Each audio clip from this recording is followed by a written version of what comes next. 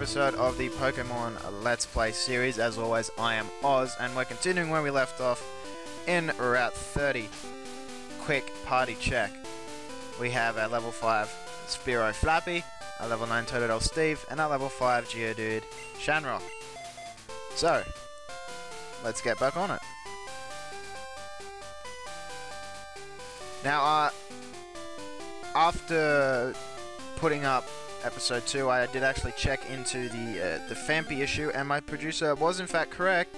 You can find a level 2 Phanpy in 5% on the mornings in Route 46. In Gold and Silver, it was a Jigglypuff that could be up to level 5, which would have proven a bit of a challenge considering it has a rather high HP stat. So there you go. Knowledge is power, and all that jazz. And alright, first trainer battle, not rival trainer battle, or, you know, first regular battle, I guess you could call it.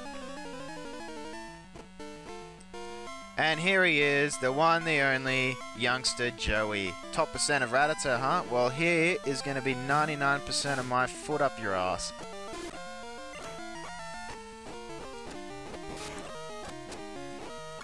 You got nothing on me, boy.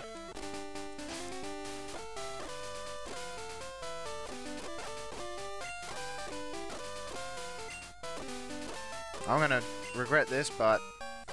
Oh, in Heart Gold and Soul Silver, you can have an unlimited number of phone numbers.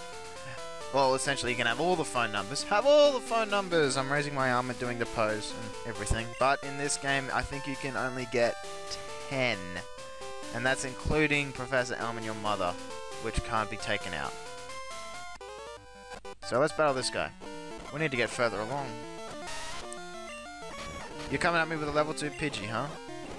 Oh, you sad, sad man. Oh, level 4 Rattata. Our first trainer with multiple Pokemon and some actual sense.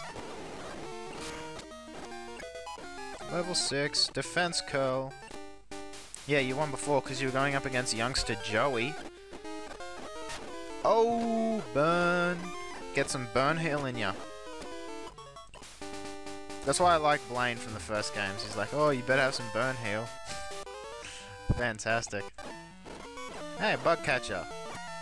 The Dane Cook of Pokemon trainers.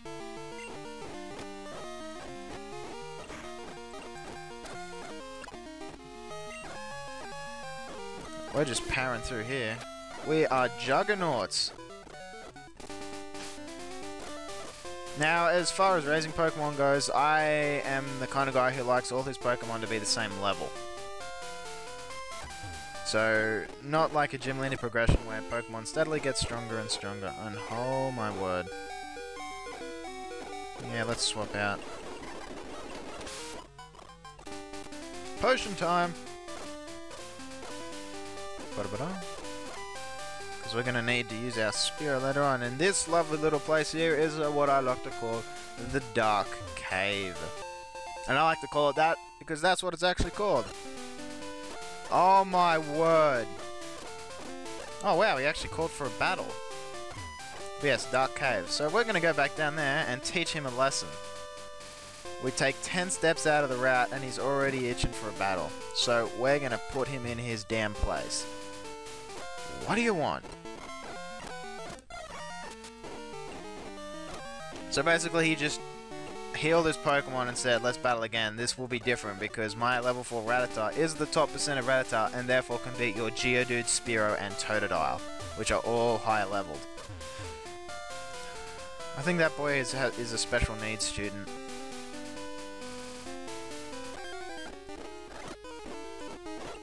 Beaten pokes, beaten, Leer. Sweet. There he is, the Weedle. Gone. I hate Weedle. I hate Weedle so much. I always used to get the game cartridge which didn't have Weedle. Nice little ominous music. Bum bum bum. Now let's see if I can remember how to get up through here. Ah, Zubat. The most hated Pokemon in all of Pokemon. No, I think it's this way, isn't it? Yep.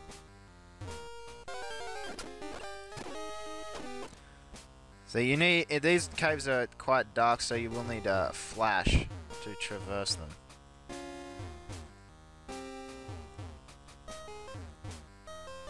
There we go.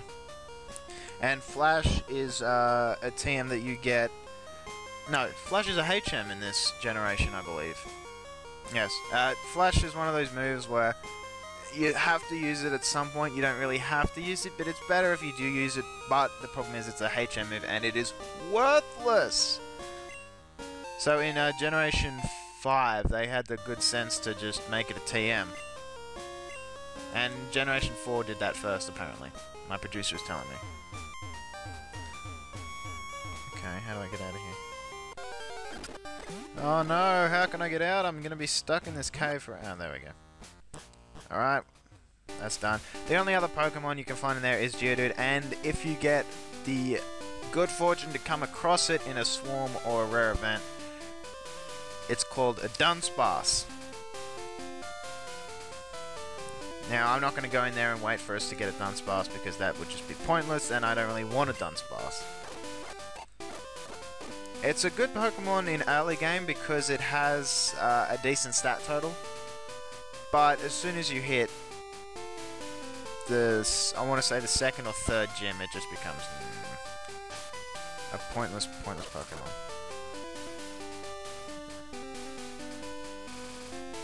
So yes, Dunsparce are 1% only. So they are they're as rare as a Tauros in the Safari Zone.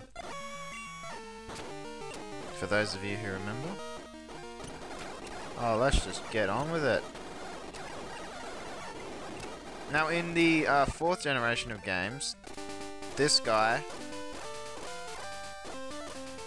Yeah, see? He gives you berries! So we're going to get his number, because berries can be very useful early on. In Heart Gold, Soul Silver, he can actually give you Lumberries, which are very useful because they restore status ailments.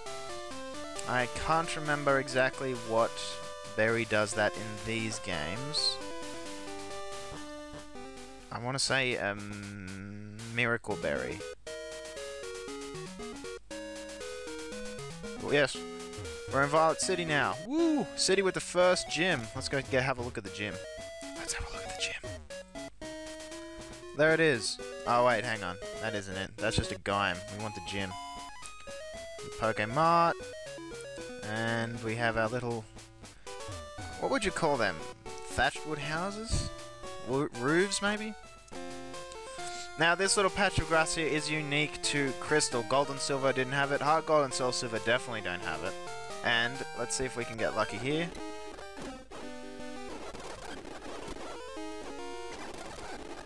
Come on. There it is. The Growlithe. Unfortunately, he does that a lot. Oh, and there's also Bellsprout. I think we'll beat this one.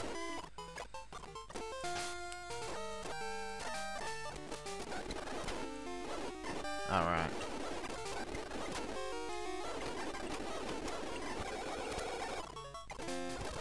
Come on, one more.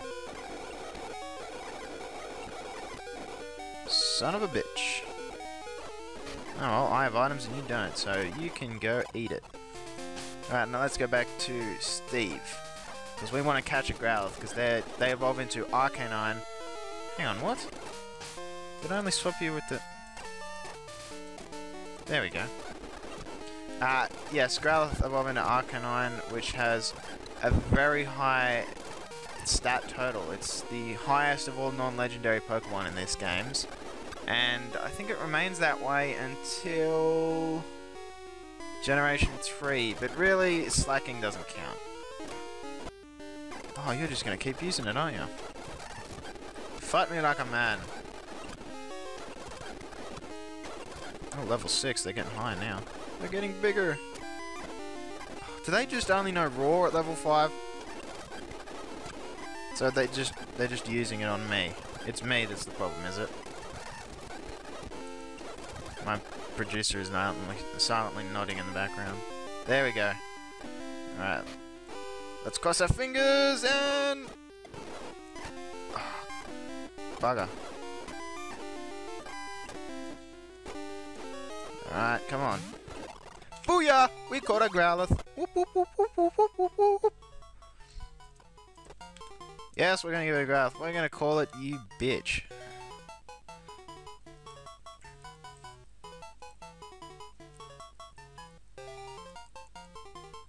You Bitch. Because it's female, so it's correct. We're not insulting our Pokemon here. It is in fact a dog bitch. Alright, our team is starting to take shape now. Steve, Flappy, Shanrock, and You Bitch. And let's take it... yeah, let's take it back there. If we can beat some Bellsprout, that'll be handy experience. Speak of them. Yes, Generation 2, if you'll see here, Bite is in fact a Dark type move. In Generation 1 it was a normal type move, just like Karate Chop, which was changed into Fighting, and Gust, which was changed into a Flying type move. Of course, wow, I can't believe I didn't mention this before now. Generation 2 introduced the Dark and Steel types. In Generation 1 there were 15 types, and the Psychic type was generally known to be essentially unbeatable. A Pokemon like Mewtwo was the ultimate Pokemon, but that's fair enough because it was the only really post-game Pokemon, but Psychic types ruled the world, essentially. And so the development team introduced 2 new types to combat the Steel type's dominance, and because the Psychic type's dominance, my apologies. And because of that, they gave them weaknesses to the Fighting type, because the Fighting type had been so overwhelmingly outclassed by the Psychic type. So that's why you have Pokemon like Tyranitar. A Dark type, you have Houndooms, which are Dark types, and Magnemite and Magneton were reclassified as Electric Steel Dual type, instead of just Electric Monotype. Which... to this day remains the only Pokemon to receive... no. Yeah, the only Pokemon to fully receive a retroactive type change. Of course, Rotom received a change in 5 of its 6 forms in Generation 5, but its original form stayed the same, so I'm not counting it. What level are we on? 6, we still need more. More, I say! And the handy thing about Bite is that with it you can flinch. Let's get you up to 8.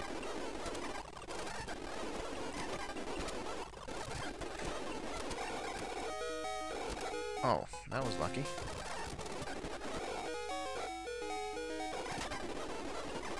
Darn critical hits. Only I should be allowed to get critical hits. There we go, level 8. Alright, that'll do us for now. Yes, one of the problems that I find coming back and playing this game after playing the later generations is that move pools are very shallow. As in, you'll only learn about 6 or 7 moves in the natural course of a Pokemon's leveling. Whereas in Generations 4 and 5, you have like a Pokemon like Mr. Mime that learns 20 attacks just through leveling up alone. And of course in Generation 2, TMs are 1 use only, not in Generation 5 where you have unlimited uses like HMs that are deletable. Generations 1 through 4 were pretty big on that. Generation 2, I'm just trying to think of differences in TMs between Generation 2. There was a big reshuffle of the TMs because there were new moves being introduced, moves like Iron Tail and Dragon Breath, so they were given priority as TMs, and some of the old moves like Rock Slide and Tri-Attack were taken out from the TM list. Oh, and my producer has just confirmed that yes, it was the Miracle Berry that restores all status ailments. Let's talk to this happy chap. He looks happy. What the heck? Oh yes, this is Earl, the eccentric teacher at Earl's Academy. Now, does he give this an item? I can't remember. Certain, no, he doesn't. I'm trying to... does he? No, no. Yeah, because in generations later, certain Pokemon trainer schools will give you an item. But some won't. Let's go this way.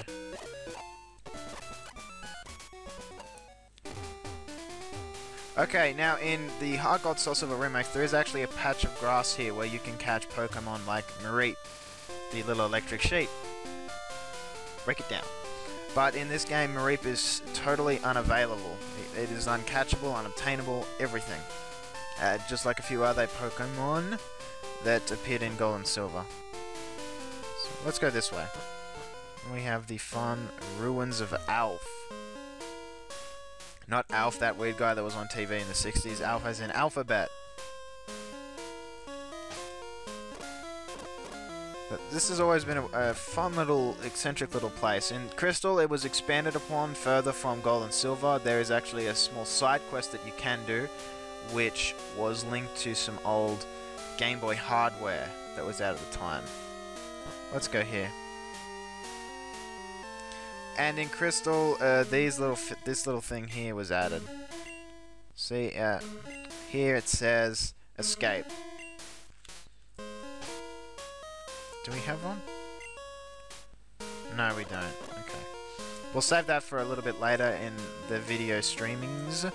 But let's just quickly solve this puzzle. In the remakes, this puzzle... sorry. This puzzle is already half completed, but you're required to rotate some of the blocks. In this generation, the puzzles aren't even started, and you have to do the whole thing. Well, I've mucked that up.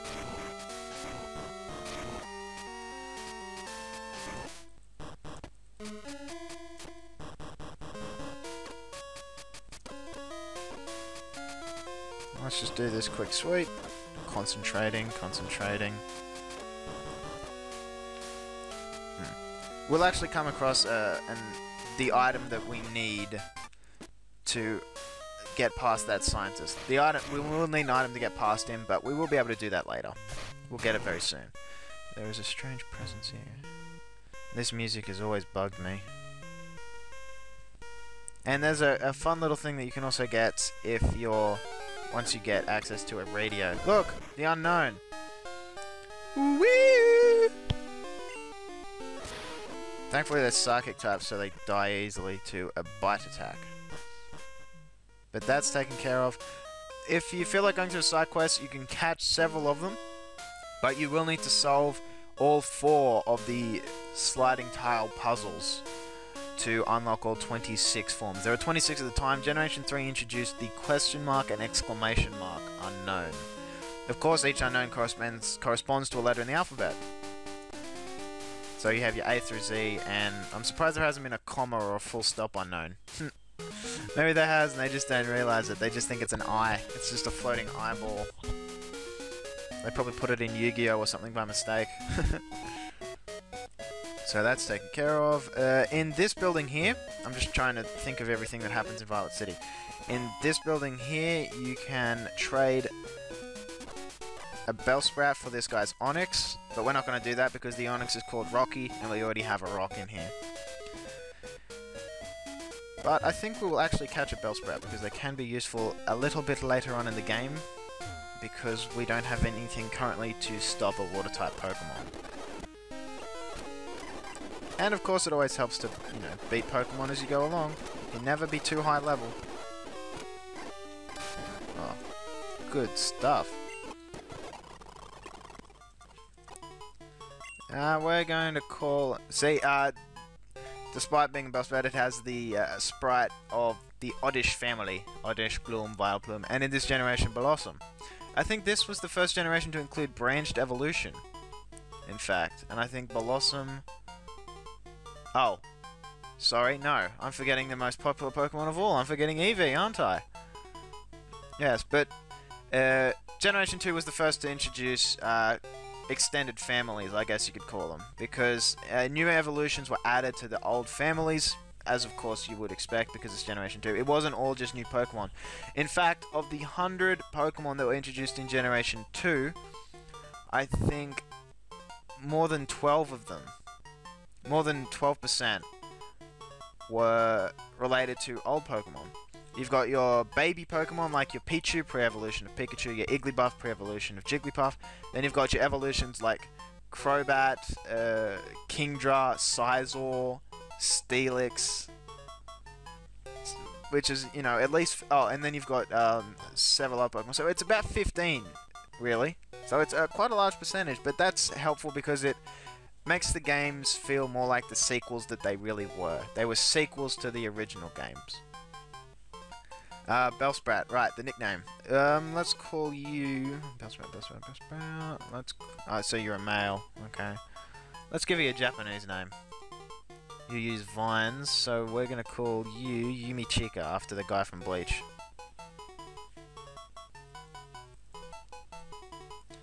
Because Bellsprout are fabulous! Okay, so we've caught up Bellsprout. We need to heal him up though. Get in there. Get in the Pokemon Center. Okay, so I'm just gonna go and finish this video now.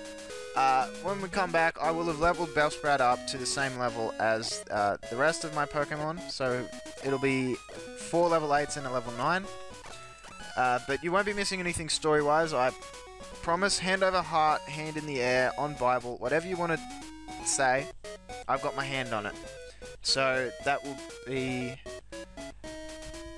I'll be doing that off screen. I'll be leveling them up in Dark Cave because they contain Geodudes and they're very easy to beat with Vine Whip, because in these games Vine Whip is a grass type move, therefore special type move, because the physical special split hasn't occurred, and I think I did cover that in the first video.